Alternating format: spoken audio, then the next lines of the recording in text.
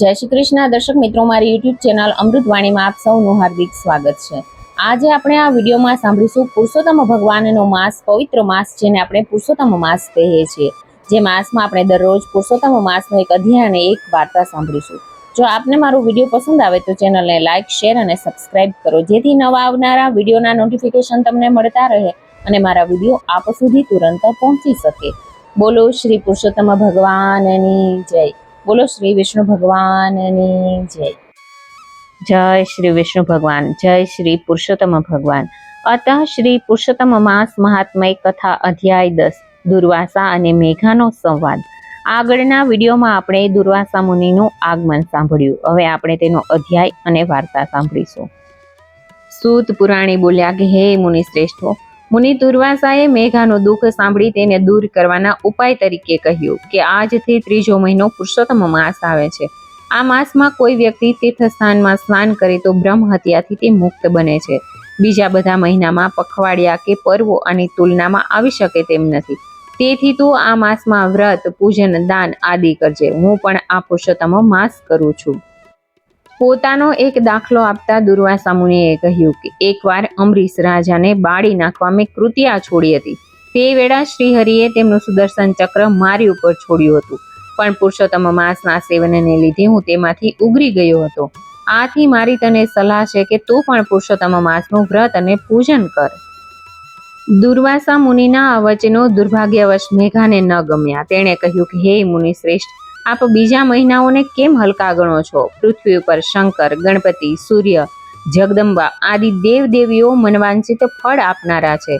હું તો શ્રી રામ અને ભગવાન શંકરને શ્રેષ્ઠ માનું છું।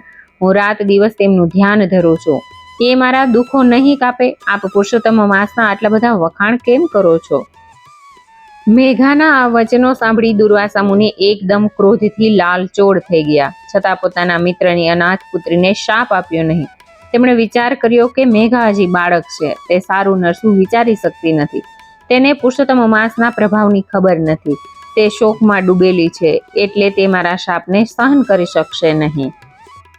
છેવટે તેમણે કહ્યું કે હે ભાગ્યહીન દીકરી, તું મારા મિત્રની પુત્રી છે, તું સારા સાર સમજી શકતી નથી, તેનું મને દુઃખ છે। તે પુરુષોત્તમ માસનો અનાદર કર્યો તે ઠીક નથી કર્યું। હું તો બદ્રિકાશ્રમ જાઉં છું, તારું કલ્યાણ થાવ, પણ શુભ કે અશુભ જે થવાનું હોય તેને કોઈ પણ ટાળી શકતું નથી। દુર્વાસા મુનિ ગયા પછી મેઘાએ પોતાની ભૂલ હતી કે કેમ તે પુષ્કળ વિચાર્યું।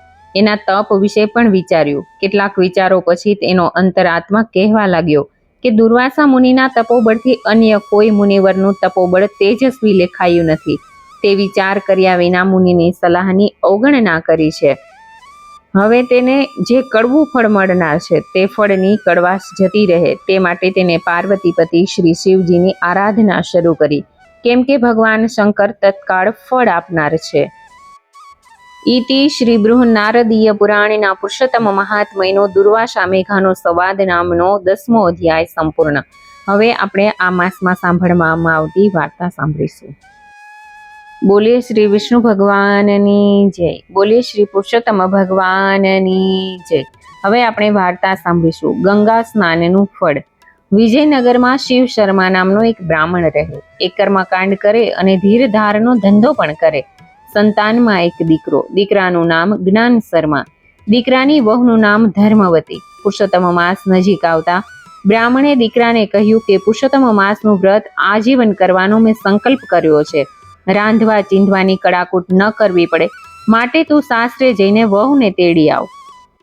જ્ઞાન શર્મા સાસરે જવા નીકળ્યો। રસ્તામાં એક પટેલનું ખેતર આવ્યું। ખેતરમાં એક ગાય ચરતી હતી।